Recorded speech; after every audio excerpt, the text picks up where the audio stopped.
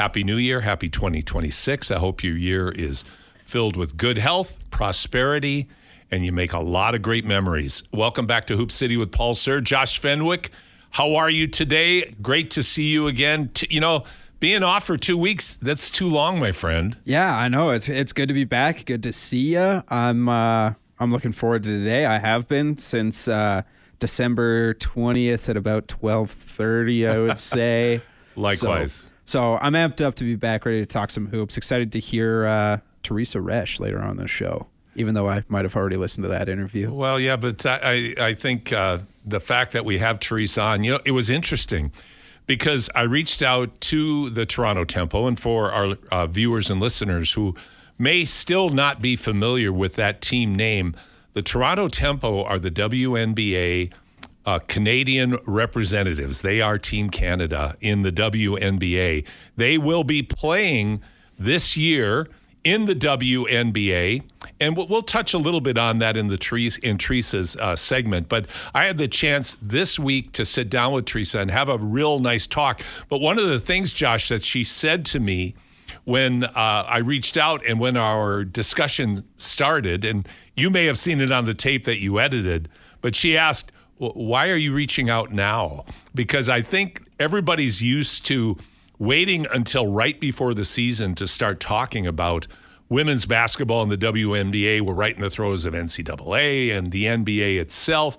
But I'll tell you, I'm real excited, genuinely, about the WNBA being in Canada and also very, very curious about what it's like to start from nothing and say, we got to build a team now. We got to build an organization. We've got to be competitive. We've got to have a business plan, all of those things. And Teresa does a wonderful job of covering that. Now, we have a fantastic show today. We've got Teresa Resch. She'll be at 10:20 today. And then at 10:40, we'll bring in Doug McLean, who many of you are familiar with. Doug has guest hosted and been a guest on this show. Doug and his sidekick, Marc Majeau, are the voice of the University of Alberta Golden Bears and Pandas, who squared off last night over in the Saville Centre. Bears had a runaway victory. Bears are 9-2. They're just rolling, people. I think they've exceeded expectations in every way under first-year head coach Jeff Pippis. But the Pandas, this was one of those rare opportunities where you get to see the number 1 and number 2 ranked teams in the country facing off against each other, and they did that last night. The University of Saskatchewan Huskies, under the great coach Lisa Tomaitis, took a 59-54 point victory over the Pandas in what I'm really curious to hear Doug and Mark's reflection on what was one of the most surprisingly dismal shooting performances by both teams. 59-54 doesn't reflect at all the talent level of these teams. And by the way, Josh, you'll also be, I think, pleasantly surprised at the Edmonton and Alberta content on both teams. It really is impressive that the number 1 and number 2 teams in the country are loaded with Alberta and Edmonton-based talent. Yeah, it's awesome to see. Like, absolutely awesome.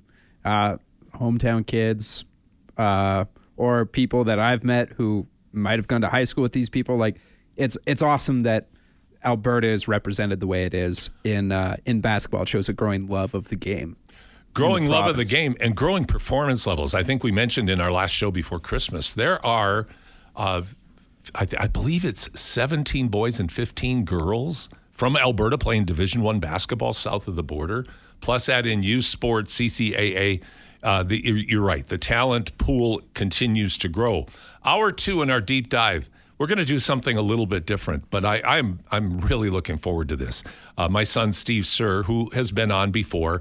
Steve has been the number 1 ranked 3x3 player for Canada for many, many years, and also is a national team coach for the country of Mongolia, who has become a world power in 3x3 in both men and women. But Steve's roots, of course, are at Ross Shepherd High School, where in 1999 and 2000, he was part of 2 provincial champions. And the point guard on the 2000 and 2001 Ross Shep teams. This was a three-peat by Ross Shep under Coach Dave Youngs back in the day, was Spencer Dorward. And Spencer was an outstanding player, went on to play post-secondary basketball at both the University of Alberta and played for me at Concordia. But Spencer will be in as well. And the reason I'm excited to have Spencer in, Spencer is just a wealth of knowledge. He is he's just a kind of a brainiac and really a lot of fun. So, and Spencer and Steve, good friends throughout their lives. We're going to have them in. And what we're going to focus on, Josh, is the rapidly changing landscape in NCAA basketball. Again, we touched on that in the last show. But when you look at what's going on with a NBA drafted player, a player who's been playing professionally, and that happens with many European players. They play professionally overseas. Now they're playing in the NCAA as well. There's so much happening, the transfer portal, et cetera. And we're going to do a deep dive into the NCAA, both on the men's and women's side, because the changes are really just hard to quantify. The NCAA today, Josh, is unrecognizable from the NCAA even 5 years ago. Yeah, I think you're right. Again, coming from a guy that doesn't watch like college hoops religiously, right? Like some people out there, but you can see some differences for sure, especially with nationality of players playing in the NCAA. Obviously, there has been like a strong global aspect to it, but it is a primarily American-dominated place, and now you're seeing more globalization in it, and then also difference of play styles, maybe similar to how the NBA is now. Those are good points. And in our deep dive with Steve and Spencer, we're going to talk about what you just mentioned, the globalization of the game, the turning the game into something that is, you cannot hide it anymore. It's always been big business, but now it's legitimately no holds barred, no shadows, no doubt about it. This is big business. You're paying players millions and millions of dollars in some cases to play for your school, usually on a one-and-done basis. So we're going to do a deep dive with Steve and Spencer in hour 2 at 11 o'clock, and we'll go for the first two segments there. Why don't we jump over for three from deep, Josh? Oh, actually, let's do the poll question first. Sorry. Absolutely. All right. Poll question today on Hoop City Show on X, the Everything app. It's all happening on X. Follow us. Who's the biggest surprise, or what's the biggest surprise at this point in the NBA season? Is it the OKC Thunder sliding, the Celtics' success, the Knicks and their sputtering, or is it Phoenix and the Suns' resurgence? What is it for you? I would say the Celtics' success. The moves that the Celtics made in the offseason of unloading a lot of salary and a lot of talent, getting rid of Drew Holiday, getting rid of Porzingis, Al Horford leaving, going, and really in the latter stages of his career with the Golden State Warriors. And then, of course, the big nuclear bomb was Jason Tatum tearing his Achilles in the playoffs last year, leaving really only Jaylen Brown as their true superstar. And to see the Celtics not only having a record above 500, Josh, but well above 500 and competing for the Eastern Conference leading best record, it really is remarkable.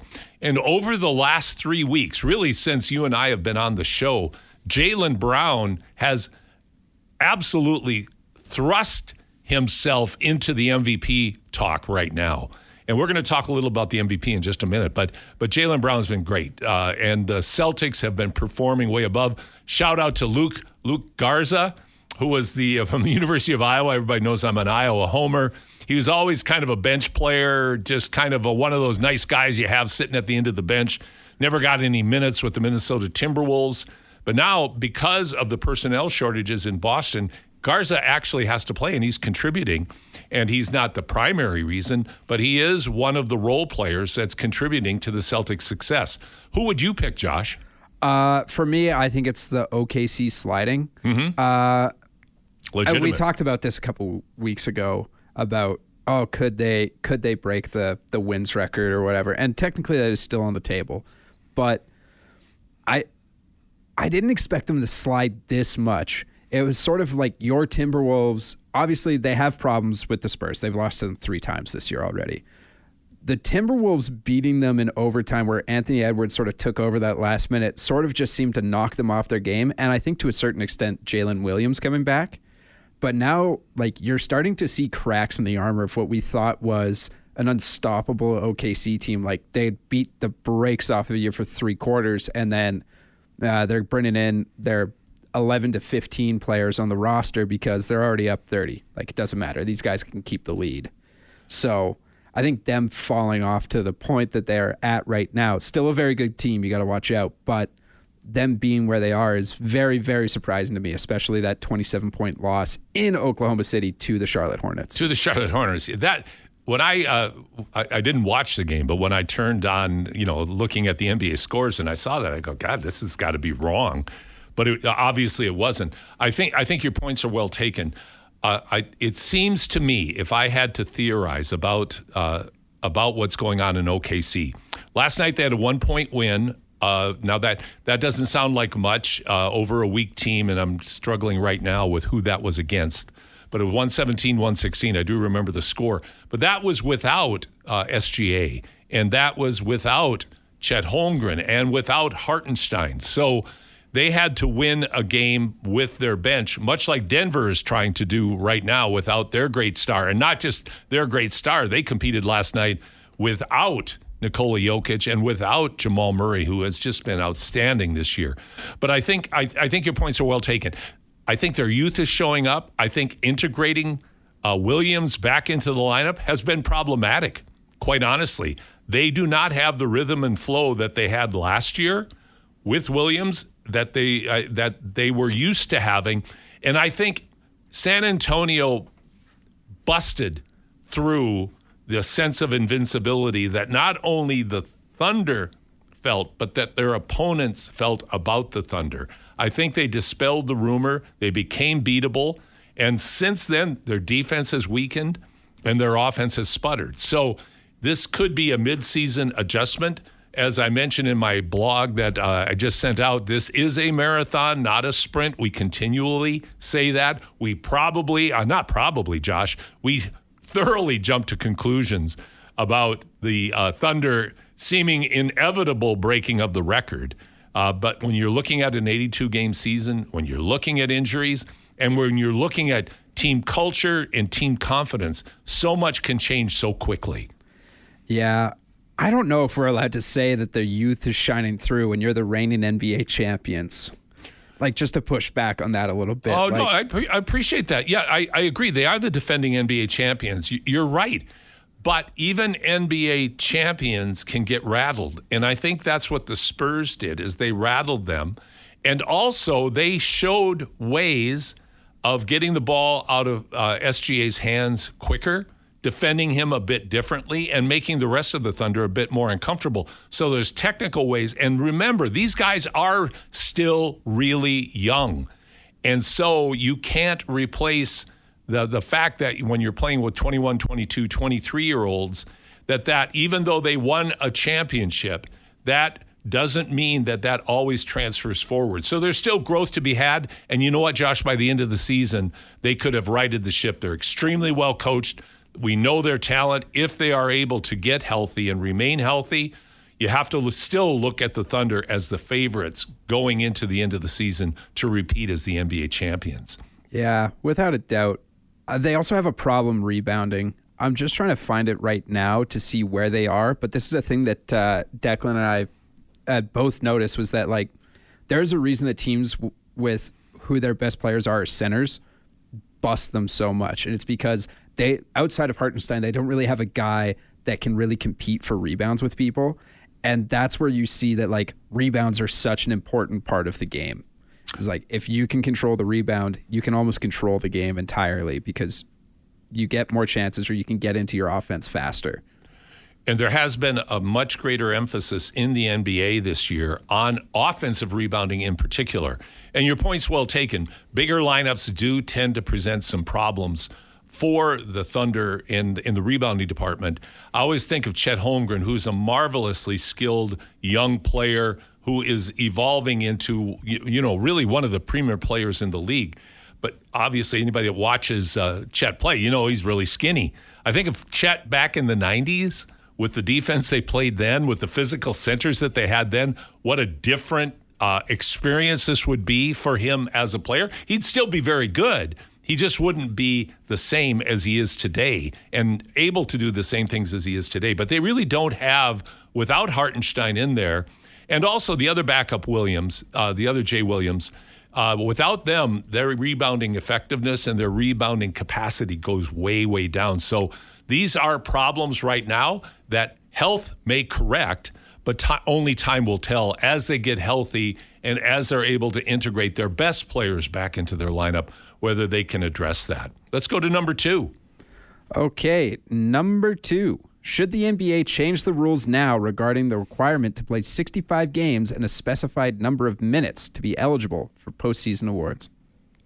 The reason the NBA put this rule into effect was because of the ludicrous amount of load management that was taking place in the league, where players were sitting out games, not playing very many minutes because teams, and it's interesting, the franchise that popularized this more than any was the San Antonio Spurs under Coach Popovich, particularly around Tim Duncan and Tony Parker as they were aging, and then Kawhi Leonard as he became more and more injury prone, that the Spurs began to really emphasize load management. And everybody, like we've talked about many, many times, the NBA are like sheep. If somebody's doing something successfully, everybody else is going to try to copy it and try to do it the same way. So I think they were trying to, correctly address, you can't just sit people and then still be eligible for the high-level awards at the end of the season. But on the unfortunate circumstance that they set 65 games, which is a lot, 65 out of 82 games. To me, that's a lot of games. And there's a certain number of minutes that you have to play as well. Who does this penalize? Nikola Jokic, obviously. Nikola Jokic has to be in the MVP race if he is able to recover from his knee injury and be back roughly in the time frame that they're talking about, which is the end of this month. To exclude Nikola Jokic is ridiculous. Let's say SGA's out and he's got 66 games, or they have to limit his minutes because of some injury and the fact that he's coming back slowly. So the doctors put a limitation on how many minutes he has to play. So I get it. On one hand, what this does is it could pull Jokic out of the discussion. It could thrust, as we were talking about, Jaylen Brown. We're talking about other players that are playing extremely well. They all of a sudden, Ant comes into the discussion. Cunningham from Detroit comes into the discussion. They're having phenomenal seasons. So I think that, but if it were up to me, and it isn't, the NBA is going to have a hard time doing a mid-season adjustment. But if it were up to me, yeah, I'd change it, because I would hate to see Jokic play 63 games and not be eligible to be the MVP. They should at least put like an asterisk or something. If you're injured and you missed 2 games or something, or 2 extra games, it's like, maybe we still are able to give it to this guy because injury has played a factor into this, because it is a rule that was brought in to stop load management. You're right, but can you imagine if you're the second place player in the ballot and they adjust the rules so that Nikola Jokic, using him as the example, is now named the MVP?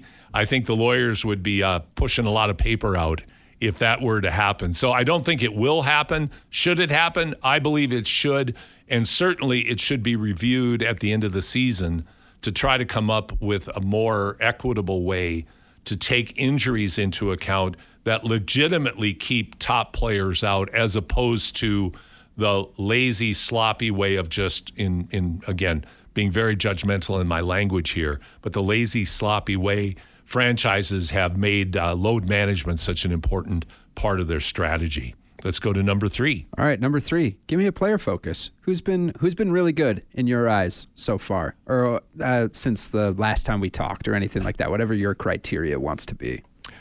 Jokic, until he was hurt, I don't know how many of our viewers and listeners saw the Christmas Day performance by Nikola Jokic. That was something. 55, 16, and 15. I mean, it was one of the best games ever in the history of the NBA, without question. 18 points in overtime to win. It was just remarkable. And then, of course, and Ben Golliver, and we hope Ben will be back on the show next week.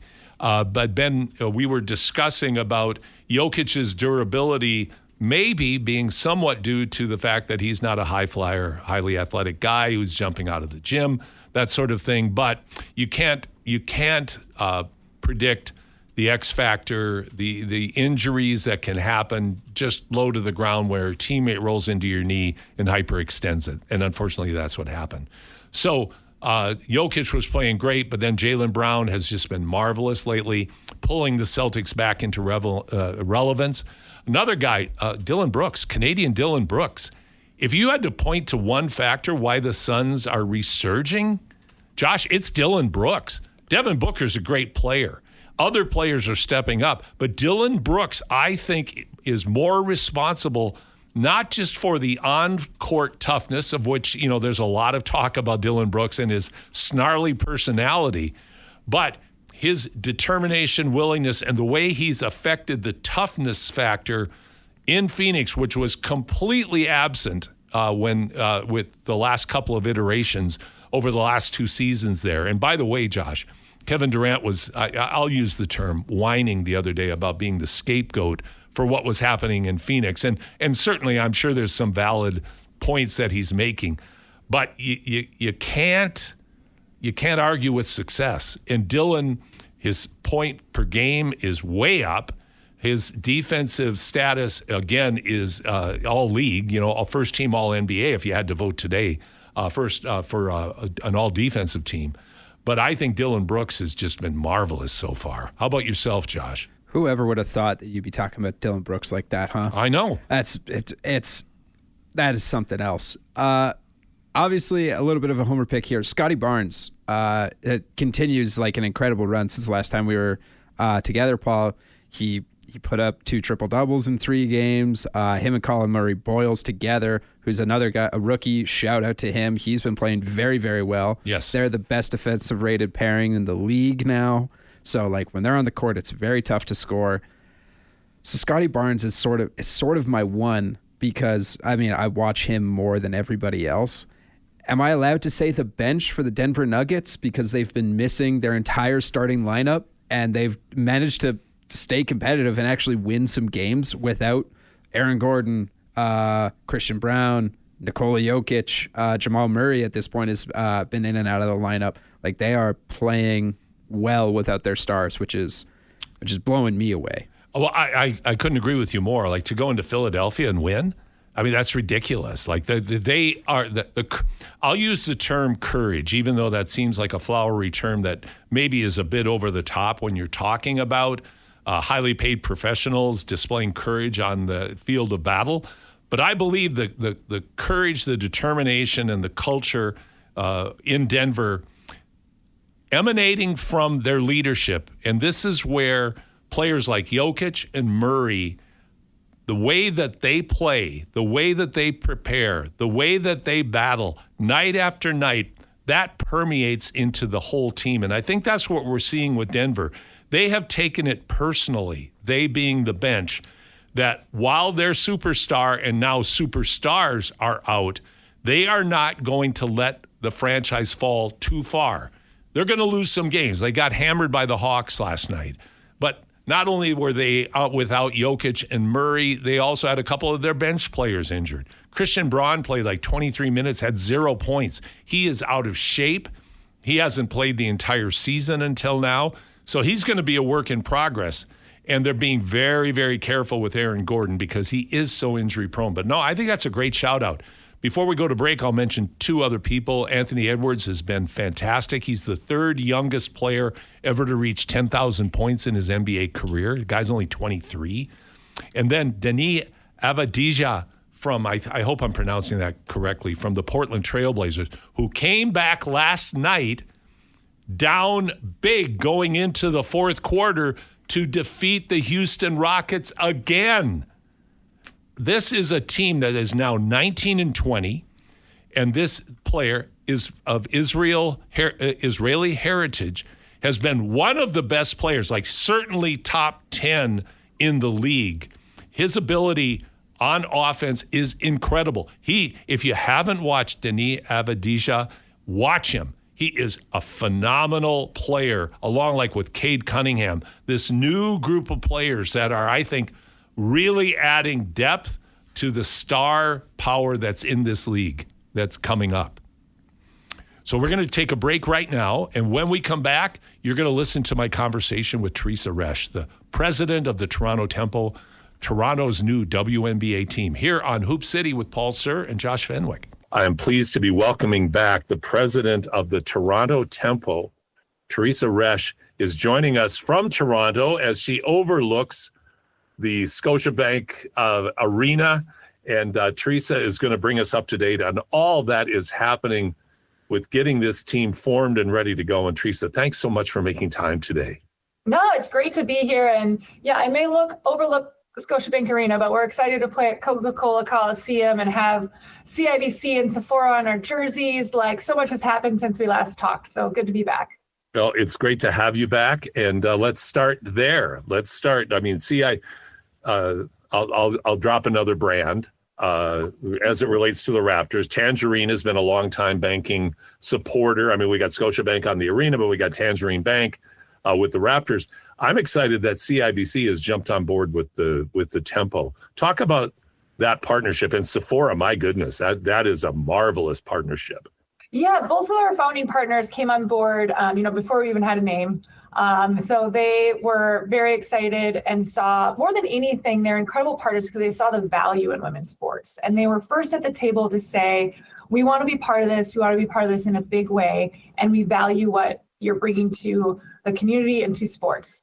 And it was great to be able to announce a partnership. So we announced Sephora just at the beginning of the year, about almost exactly a year ago, and then CIBC last spring.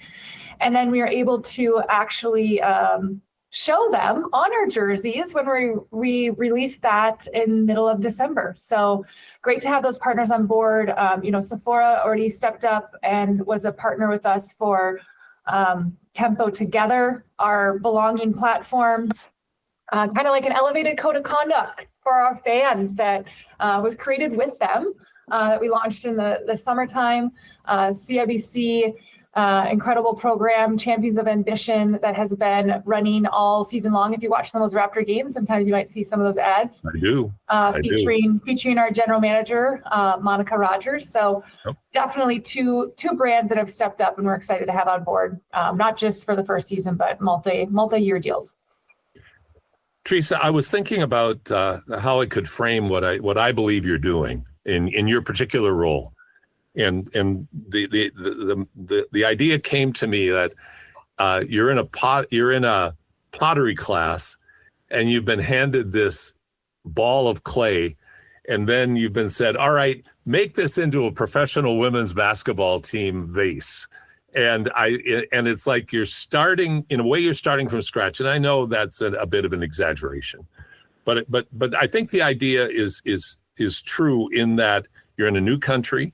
Your women's basketball is huge in Canada. As I mentioned to you, I'm wearing the Edmonton Grad sweatshirt and logo. Women's basketball is very special in Edmonton, but we've seen such an outpouring. We'll talk about that in just a bit. But what's it been like putting together the early stages of this team and getting ready for the upcoming season?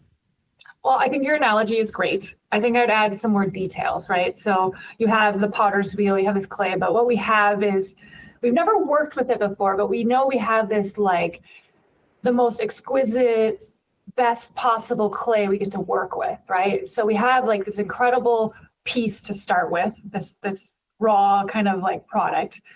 We've never worked with it before, but then we also have, you know how you always use water and some other tools to like, we have all those resources available to us to shape it and mold it though.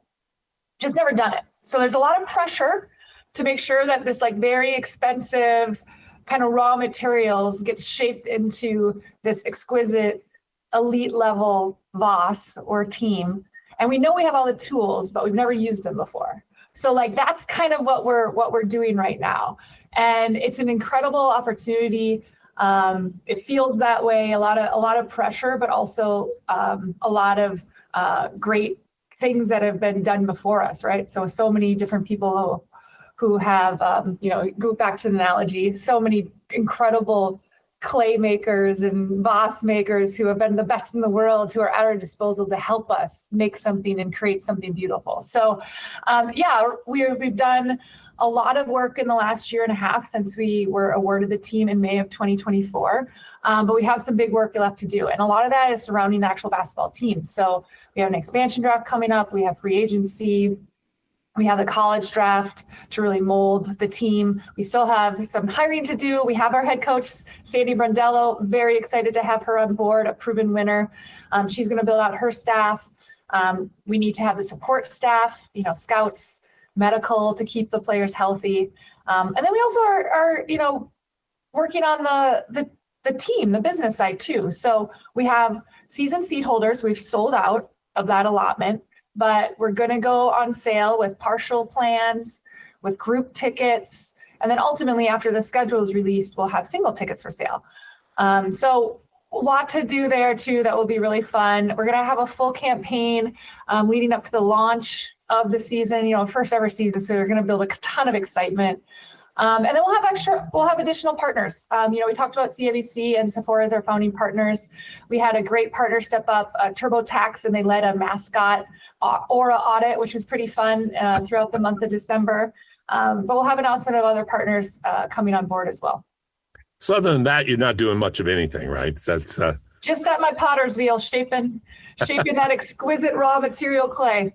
Absolutely. While on a unicycle juggling chainsaws. So I think it's marvelous to hear. But I think the reason I wanted to talk about that is I wanted to give our listeners and viewers an opportunity to understand what it means to try to put a professional sports franchise, groundbreaking professional sports franchise together from scratch.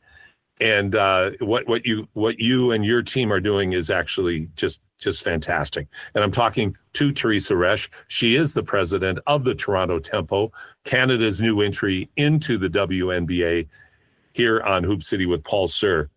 I just want to touch on Sandy Brondello. I mean, what a resume. I was reviewing it again right before we had the conversation, but as a player, as an Australian player who was a 3-time Olympian with 3 medals, going into an outstanding playing career in the WNBA, phasing into coaching, winning 2 championships, most recently 2024 with the New York Liberty. The foundation to have that individual with that pedigree, with that experience to draw on, how important is that?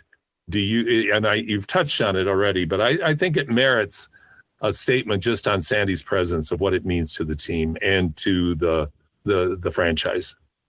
You missed one quality that Sandy has, which she's an incredible person. She's exceptionally, I've gotten to work with her a little bit. She did have some duties, as you mentioned. She's now the head coach of the Australian national team. So she was there for a while over the winter working with the national team there. But she's an incredible collaborator, a great person. She doesn't take herself too seriously. She likes to have fun as well. And awesome. You want to work with people that you want to spend time with. And Sandy's definitely one of those people. So we can't forget that quality to go along with all the other things on her resume. Maybe that's the most important quality anyway. Yeah. But I do believe that, by hiring her and really by her choosing us, because she had many options out there, it really sends a message to the league that we're serious. We're a serious contender and we're serious about winning. So I don't think that there's we can say it, we can talk it, but the actions that we take are really is what we're going to be measured against. And I think by hiring Sandy, we've definitely sent the message that that's what we're about.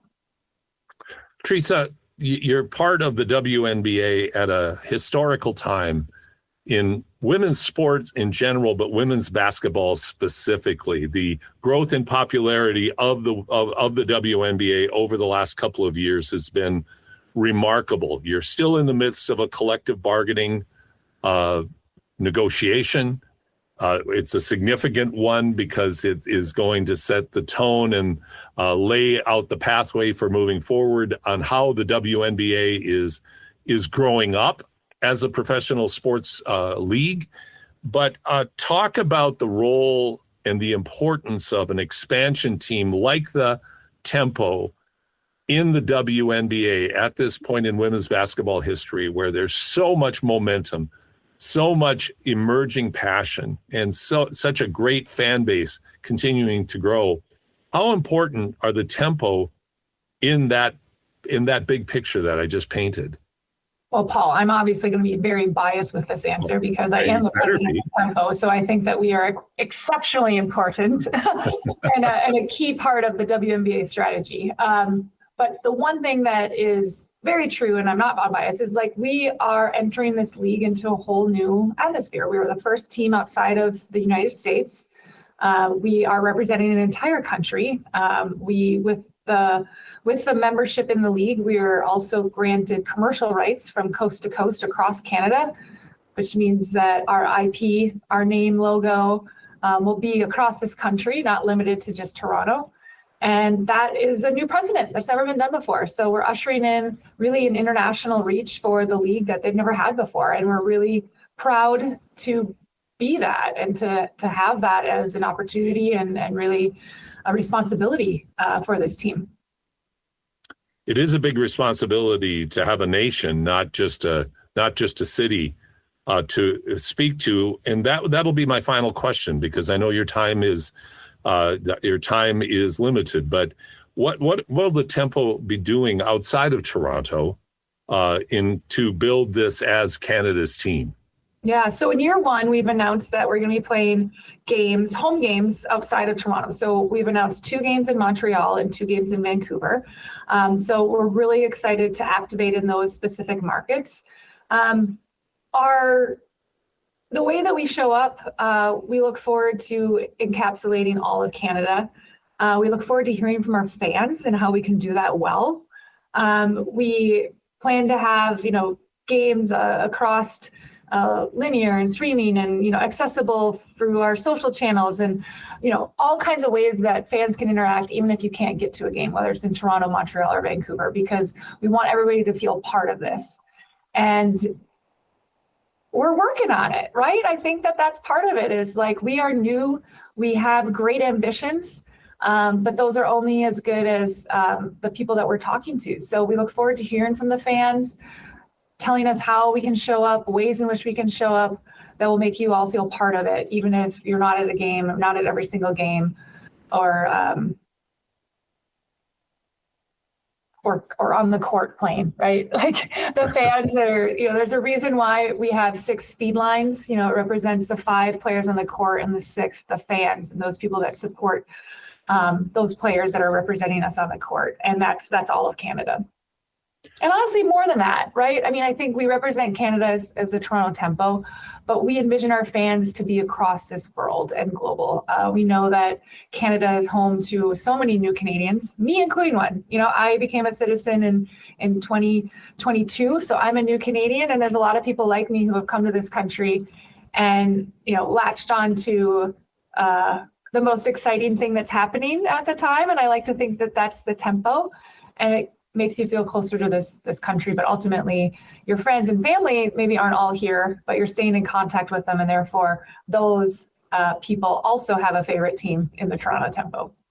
Absolutely. Well, Teresa, we're excited to hear and to see the releases that will be coming out about everything that you're doing, from playing to buying tickets, to broadcast, everything that the Tempo will be standing for. Thanks so much for making some time. I'll look forward to speaking with you again as your time allows, as we get closer to the season.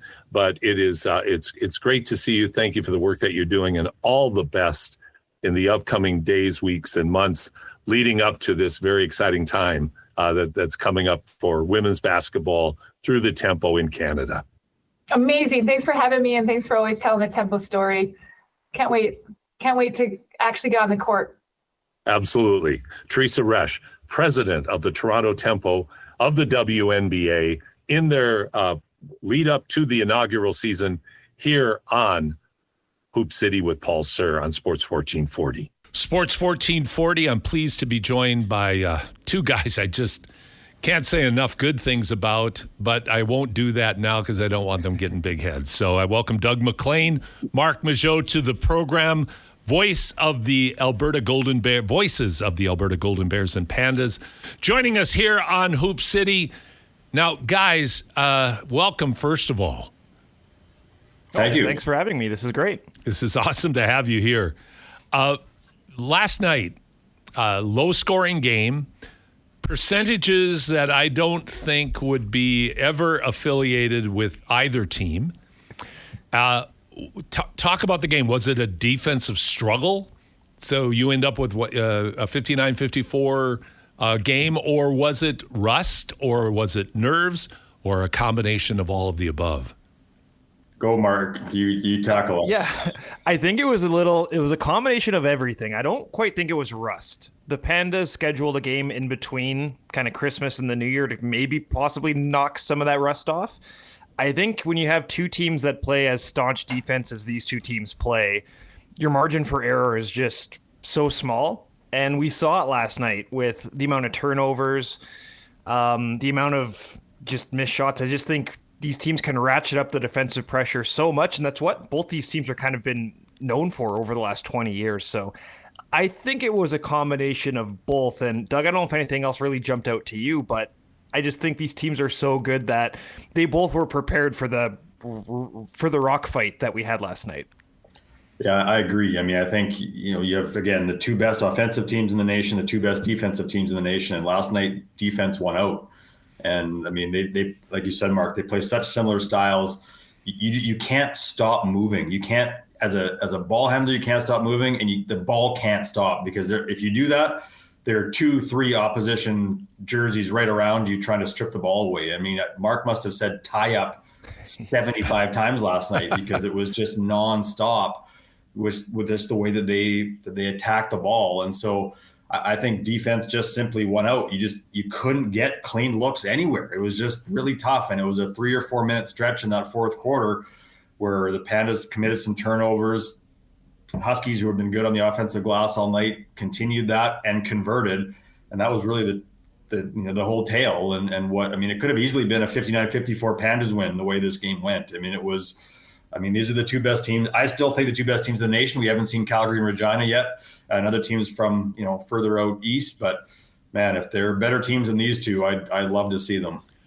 Well, guys, I think that's I love the term rock fight when you're in battles like this, because when you don't play the game, if you haven't had the opportunity to play against a high-level defense that both of these teams throw at you, you don't realize how it affects you offensively, in how you feel like you have to speed everything up to be successful against them, how you feel like you have to shoot a little bit quicker because of how they contest, as you were mentioning about swarming the ball, to try to battle through that. And I will go back to a premise I have just as a coach and a player more than anything.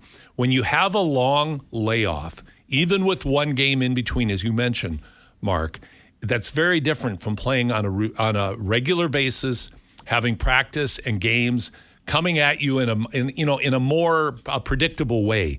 So to have 1 and 2 going at each other affected them last night. So I'm going to go to you first on this one, Doug. What do you expect tonight from the Huskies and the Pandas? I think that's a good question. I think that, to your point, Paul, I think the pace will quicken at the offensive end a little bit. I think decision making will maybe be a little bit sharper. And I think, hey, when you've got to look from 12 feet, you take it. You don't try to force something else. I think we saw a little bit of that, especially from the Pandas in the first quarter last night. A little bit of, hesitancy. I mean, I'm open, but is there something better? And I think that kind of pace maybe offensively will shift a little bit.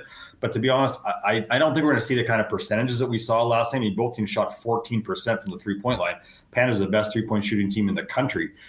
We're not going to see that again, but it would not surprise me for seeing, again, a score that's under 60, just the way these teams play defensively. Interesting. Mm-hmm. Would you agree with that, Mark? Yeah, I would. I think there was a bit of a feeling out process, and Doug had the numbers last night. Both these teams were accustomed to having large leads after the first quarter and large leads at halftime. And it was, as I just looked down at the box score, it was a 2-point game at halftime, and it was tied following the third quarter. And I do think there is something about the myth of the Saskatchewan Huskies. Like, Paul, they haven't lost in 434 days. That's across. I thought you were going to say 434 games. I would have believed that too. Yeah, it feels like that. And I think sometimes in sports, sometimes you can get in your head before the game even starts. We've seen it across every single league. The 72-win Bulls, right? How many times were they in the opponent's heads before tip-off happened? Or the 2007 Patriots, right? Like, oh, it's over, so we can't even try. But I do think that the Pandas, they were in this. And I think outside of a 4-minute stretch in the fourth quarter, they had a chance to win this game. They made it really close in the end. But in the end, I think maybe just, again, the myth of the Huskies kind of got in that Pandas' head. And I don't think that's going to happen tonight. I think they know exactly what they're in for. I also think the Huskies, I think we talk about this streak more than the Huskies do. I think they're going into tonight 0-0, not worrying about what's happened over the last 400 plus days. So I think, I don't think the Huskies are going to shoot 2 from 14 from 3, and I don't think the Pandas are going to be 4 from 27 from 3 tonight. So I anticipate another close game, but I do anticipate another rock fight. You really, I think, highlight something. And by the way, I am talking to Marc Majeau, Doug McLean, voice of the University of Alberta Golden Bears and the Pandas. And we're talking about the loss last night by the Pandas, the first loss of the season. And guys, that was very unusual. You kind of can't make this up. Last night you had Calgary squaring off against Regina. Both teams 10-0. Alberta, University of Alberta squaring off against the University of Saskatchewan, both teams 10-0. I've never seen that before.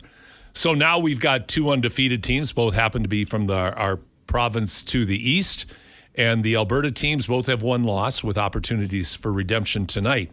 But I guess one of the things that you mentioned, Mark, that I would like to build on, and that is the aura of Lisa Tomaitis. But I'm going to add Scott Edwards into this. I believe you have, if not the 2 best coaches in the country, then you're hard pressed to find 2 better coaches in the country, and yet Lisa's won a couple. She's won championships. The Pandas have been close, but that aura does carry weight and does affect you in critical moments, and that really is what they have to break through tonight. And they being the Pandas, wouldn't you agree, Mark? Yes, absolutely. There's something about, like, even the Huskies coaching staff, the fact that they're dressed all in black, it just, like, everything about them seems the Darth intimidating. Vader effect? Yeah, it really kind of seemed like that. And I hate to mention this team, but the 2004 Red Sox that rallied down from 3-0 against the Yankees. Yes. They called themselves idiots, and they meant that as a compliment, saying, like, we don't know about this history. Like, we're just going to go out and we're going to take it 1 game at a time. And eventually that kind of worked for them. Now, I don't think the Pandas need to call themselves that word, but I do think there is a part of why not us? Like, we've stuck with this team close. One of Doug's keys to the game last night was just treat the Huskies like any other opponent. Sure, they're a really good opponent, but you can't automatically surrender the second you see that team hit the floor. And I don't think that's quite what happened last night, but I think that's something they really need to dig into tonight, just saying they're a very good team, but if it weren't for the Huskies, we'd be talking about how good this Panda team is, because their last 3 regular season defeats have all come at the hands of the Huskies, dating back to last season. So if you take Saskatchewan out of the mix, we are talking about this phenomenal juggernaut known as the Pandas. Absolutely.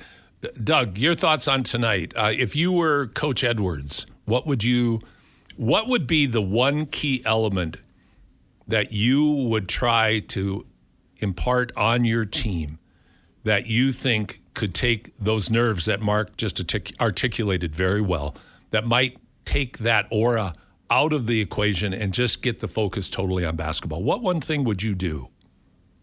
I that's a great question, and I think it's probably, the answer sounds easier than it probably is to ultimately execute, but it's just play your game. I mean, there are multiple. I mean, the Pandas. I'll use an example. The Pandas are a team that like to run.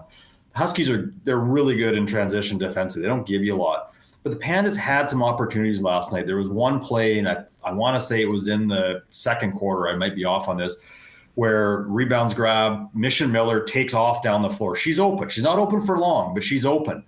Oftentimes you'd see the Pandas make that pass up the floor, layup, score, get back, play defense.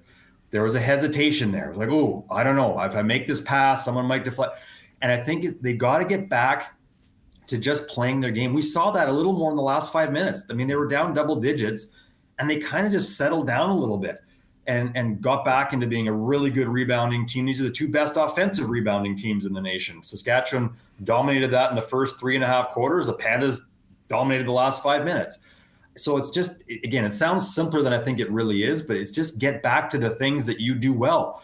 Yes, the Huskies are quick. They're going to take things away from you, but when you're hesitant and you're not sure about everything you're doing, you're just playing into their hands. You have to, I'm not saying you have to take chances, but trust your eyes, trust what you see, and make the plays that you would normally make. Whether they're wearing green jerseys or blue jerseys doesn't really matter. And I think there was a bit of that going on last night, especially early. And in that, again, we've talked about that 3 or 4 minute stretch in the fourth quarter where it was like, I'm not sure that we entirely belong here.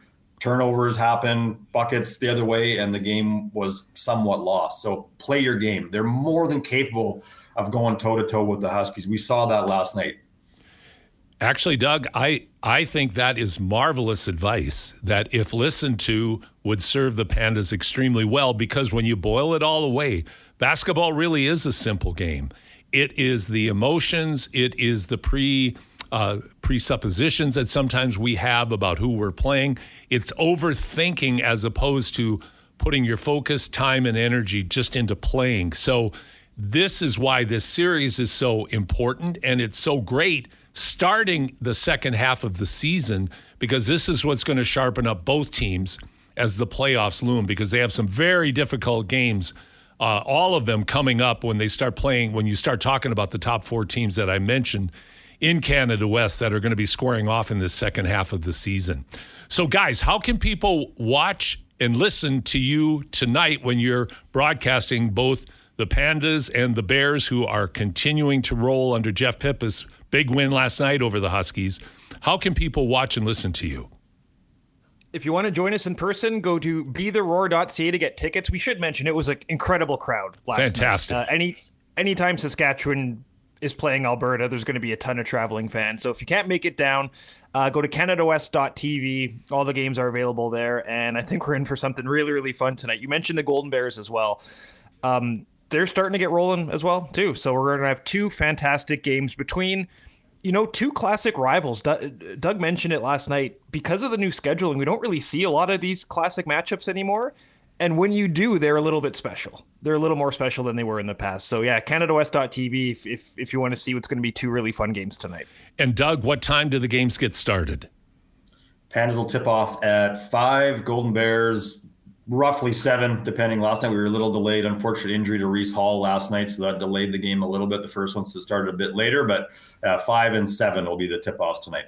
Well, folks, if you can't make it out, and I would say make every effort you can to make it out, because as Marc indicated, when Saskatchewan and Alberta play, it is something always that is very special. But if not, you can't do better than to listen to these 2 guys call the game.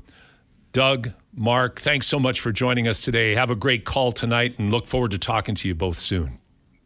Thanks, Paul. Awesome. Appreciate the time. Thanks, Paul. Have a good rest of the show. Thank you. Doug McLean, Marc Majeau joining us here on Hoop City with Paul Sir. We're going to take a break right now, and when we come back, we're going to do the deep dive with Steve Sir and Spencer Dorward. We're going to go into the NBA for a little bit, but we're really going to go into the NCAA. You're listening to us on Sports 1440, your sports leader.